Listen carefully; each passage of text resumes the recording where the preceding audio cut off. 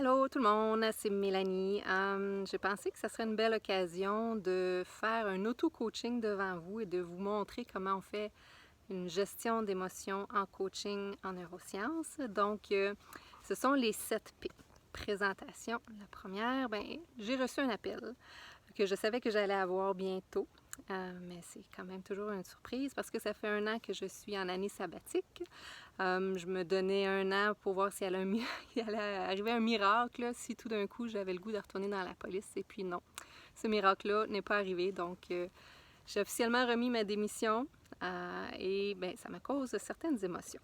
Donc, ensuite, point 2 de la gestion, qui est la perception. Comment je perçois sur mon corps ces émotions-là. Donc, j'ai le petit cœur qui bat.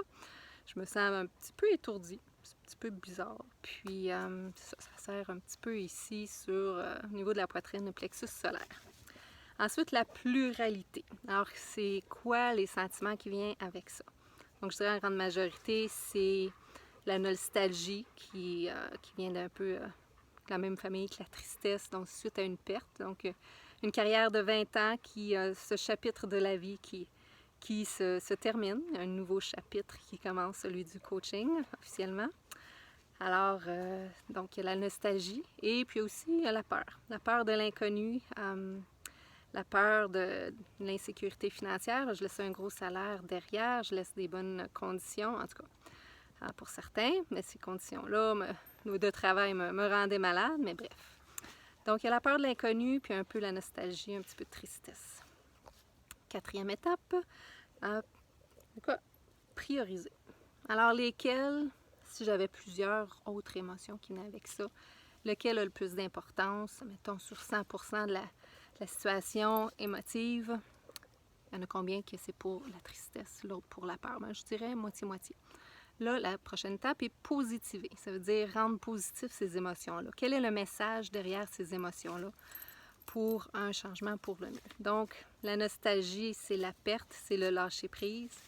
Et ce que je peux faire, quelle action que je peux faire pour me faire sentir mieux, c'est de reconnaître que j'ai eu une très belle carrière, dire au revoir à mes collègues, peut-être me faire un petit album photo ou des albums souvenirs, puis regarder vers l'avant.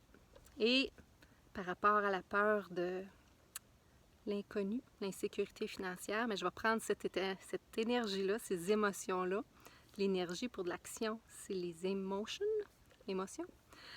Mais je vais prendre ça pour encore mieux me préparer, mieux me perfectionner, augmenter mes compétences pour être une excellente coach qui, je l'espère bien, va m'amener beaucoup de clients, donc va satisfaire ce sentiment d'insécurité financière. Et ensuite, les derniers points, planifier, programmer, qu'est-ce que je vais faire, mon plan d'action. Je vais terminer mes certifications en PNL, en neurosciences. Je vais apprendre plus sur le marketing et je vais faire ça prochainement. Alors voilà comment on fait la gestion des émotions. Je viens démissionner officiellement de la police. Je suis 100% coach et puis voilà, vous allez suivre l'aventure avec moi. Puis je suis contente que vous soyez là. Bye bye!